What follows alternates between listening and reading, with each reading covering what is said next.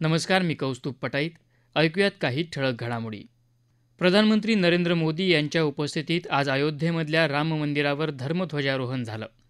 राम मंदिराचं बांधकाम पूर्ण झाल्यानिमित्त झालेल्या या सोहळ्यानिमित्त अयोध्यानगरी आज भारताच्या सांस्कृतिक जाणीवेच्या सर्वोच्च क्षणाची साक्षीदार बनली असून संपूर्ण देश आज राममय झाला आहे, असं प्रतिपादन प्रधानमंत्री नरेंद्र मोदी यांनी यावेळी केलं. कुरुक्षेत्र इथं गुरु तेग बहादूर यांच्या 350व्या जयंतीनिमित्त आयोजित कार्यक्रमात प्रधानमंत्री नरेंद्र मोदी यांनी विशेष नाणं आणि टपाल तिकिटाचं अनावरण केलं. नवीन कामगार कायद्यांमुळे 77 लाख अतिरिक्त रोजगार निर्माण होऊन बेरोजगारीत 1.3% घट होईल, असा अंदाज भारतीय स्टेट बँकेच्या एका अहवालात व्यक्त करण्यात आला आहे. 21 नोव्हेंबरपासून लागू झालेल्या या कायद्यांमुळे संघटित कामगारांचं प्रमाण किमान 15% वाढून सुमारे 75.5% जाईल.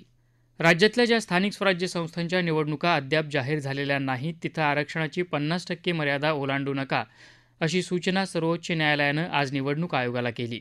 स्थानिक स्वराज्य संस्थांच्या आगामी निवडणुकांमध्ये 50% आरक्षणाची मर्यादा ओलांडली जात असल्याप्रकरणी सरन्यायाधीश न्यायमूर्ती सूर्यकांत आणि न्यायमूर्ती जॉय माल्य बागची यांच्या पीठासमोर आज सुनावणी झाली. राज्यातल्या महानगरपालिका निवडणुकीसाठी निवडणूक आयोगानं तयार केलेल्या प्रारूप मतदार यादीवर हरकती आणि सूचना देण्यासाठी दिलेली 7 दिवसांची मुदत वाढवून 15 दिवसांची करण्याची मागणी प्रदेश काँग्रेसनं केली आहे.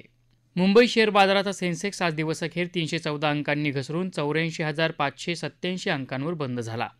राष्ट्रीय शेअर बाजारात निफ्टी 75 अंकांची घट नोंदवून 25,885 अंकांवर स्थिरावला. याबरोबरच आकाशवाणी मुंबई केंद्रावरचं हे बातमीपत्र संपलं.